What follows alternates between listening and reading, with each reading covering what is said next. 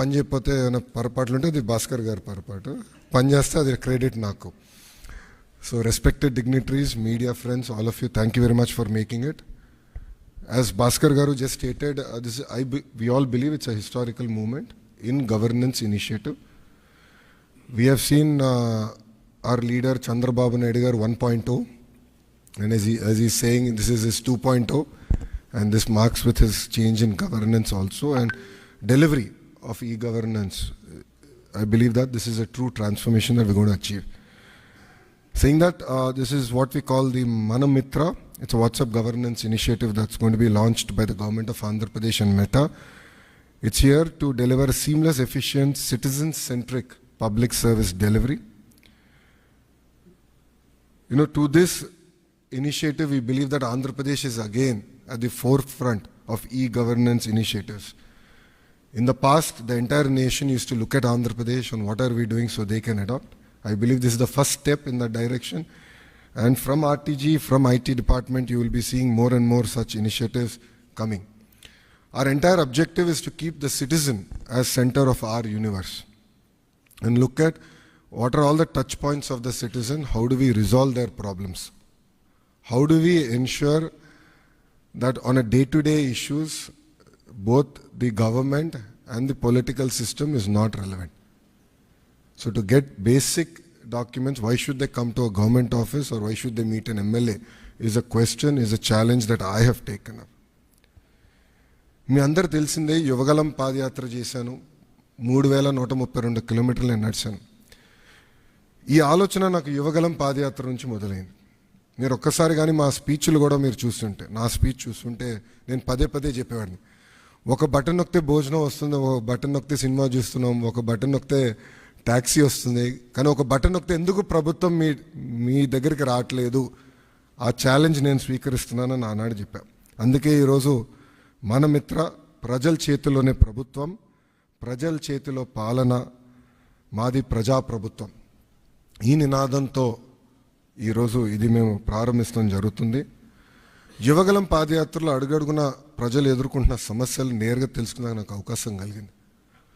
పొద్దున నేను బస్ దిగి పాదయాత్ర ప్రారంభించిన దగ్గర నుంచి మళ్ళీ తిరిగి బస్ ఎక్కే వరకు ప్రజలతో ఉన్న, కార్యకర్తలతో ఉన్న, నాయకులతో ఉన్న. ఇంతేకాకుండా మీరు చూస్తే గత 5 సంవత్సరాల పరిపాలనలో నేను అనేక సందర్భాల్లో సర్టిఫికెట్ రానికుండా చేసిన పరిస్థితులు చూసాం. అంటే అది చూసిన అది ఎందుకు అట్లా ఉండాలి? మీరు చూస్తే దుగ్గిరాల నియోజకవర్గంలో ఒక ఎంపీటీసీ గారు పోటీ చేస్తుంటే, దుగ్గిరాల మండలంలో ఎంపీటీసీ గారు పోటీ చేస్తుంటే సర్టిఫికెట్ ఆనాడు ఇవ్వలేదు, కావాలని బీసీ సర్టిఫికెట్ ఇవ్వలేదు.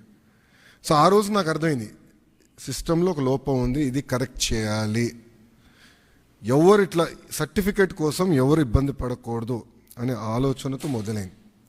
మీరు చూస్తే ఇప్పుడు అందరి జోబులో, ప్రతి ఇంట్లో ఒక స్మార్ట్ ఫోన్ ఉంది, అందరి జోబులో స్మార్ట్ ఫోన్ ఉంది. మా అంచనా ప్రకారం 60% మందికి స్మార్ట్ ఫోన్ అనేది ఈరోజు ఉంది. దాంట్లో ప్రధానంగా వాట్సాప్ అనేది అందరు ఇన్స్టాల్ చేసుకుంటారు. మీరందరూ కూడా వేలాది గ్రూపుల్లో ఉంటారు. నాకు కూడా ప్రభుత్వం పొరపాట్లు చేస్తే నాకు కూడా ఇక్కడున్న మీడియా మిత్రులతో సహా ప్రజలు కూడా మెసేజ్లు చేస్తాం జరిగింది. సో అప్పుడు నాకు వచ్చిన ఆలోచన, అంటే యువగలం పాదయాత్రలోనే లేదు, వాట్సాప్తో వర్క్ చేయాలి, అదొక ప్లాట్ఫామ్, అందరు వాడే ప్లాట్ఫామ్ అని ఆలోచించి నేను సంధ్య గారికి మేము అవుట్రీచ్ చేసి కలిసిన తర్వాత ఒక ఇనిషియల్ డిస్కషన్ అయిన తర్వాత వాళ్ళు ఏమన్నారంటే, ప్రపంచంలోనే ఎక్కడ ఇన్ని సర్వీసెస్ ఒకేసారి ఒకే ప్లాట్ఫామ్ అయినా తీసుకురాలేదు, బిట్స్ అండ్ పీసెస్ వచ్చినాయి. సో ఆర్టీసీ చేసి ఉండొచ్చు, లేదంటే మున్సిపాలిటీ చేసి ఉండొచ్చు, ఎవరు వాళ్ళు చేశారు, యాజ్ అ స్టేట్ ఎవరు చేయలేదు. ఇది వన్ ఆఫ్ ఇట్స్ కైండ్, మీరు చేయగలుగుతారా, అవుతుందా, మార్పు మీరు సిస్టంలో తీసుకురాగలుగుతారా అని నన్ను అడిగారు. సో అక్టోబర్ 22, 2024లో ఢిల్లీలో MOU ఒప్పందం కుదుర్చుకుంటాం జరిగింది. ఆ రోజు నేను ఛాలెంజ్ స్వీకరించాను, డిసెంబర్ నెలాఖరికల్లా లాంచ్ చేస్తామని మేము చెప్తాం జరిగింది. వాస్తవంగా 1 నెల ఎక్కువ తీసుకున్నాం. సో 3 నెలలు 9 రోజుల తర్వాత, అంటే MOU సంతకం పెట్టిన 3 నెలలు 9 రోజుల తర్వాత ఇది లాంచ్ చేస్తాం జరిగింది. ఇది మీరు ఒక్కసారి చూస్తే 36 డిపార్ట్మెంట్లని ఇంటిగ్రేట్ చేయాలి. సో ఇది చాలా చాలా కాంప్లెక్స్ ప్రాజెక్ట్. మొదటి విడతలో 161 సర్వీసెస్ లాంచ్ చేస్తున్నాం. మా టీం చెప్పొద్దన్నారు, బట్ నేను చెప్తున్నాను ఈరోజు రెండో విడతలో 360 సర్వీసెస్ మేము లాంచ్ చేస్తాము. There is no debate, no discussion, we will launch. So ప్రజలకి ప్రభుత్వం మధ్యన ఇదొక ప్లాట్ఫామ్గా ఏర్పాటు చేసి రియల్ టైం సర్టిఫికేట్స్ వాళ్ళకి డెలివర్ చేసే బాధ్యత మన ప్రభుత్వం తీసుకుంటుంది. దాంట్లో భాగంగా మీరు చూస్తే నేను కూడా మా టీంని పదే అడిగింది, ఇక్కడ సర్టిఫికేట్స్ కూడా మేము ఇష్యూ చేసినప్పుడు దానిపైన స్పెసిఫిక్ క్యూఆర్ కోడ్ ఉంటుంది. ఎందుకంటే మీరు ఆథెంటిసిటీ గురించి మీరు అడుగుతారు నాకు తెలుసు, అందుకే ముందలే ప్రియం చేస్తున్నా.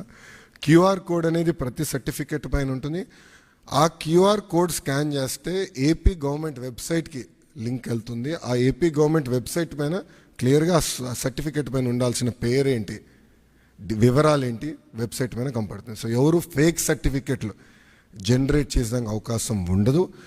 అది బ్లాక్ చైన్ పైన కూడా తీసుకురావాలని మేము నిర్ణయం తీసుకున్నాం. అది కూడా త్వరలో రిలీజ్ చేస్తాం.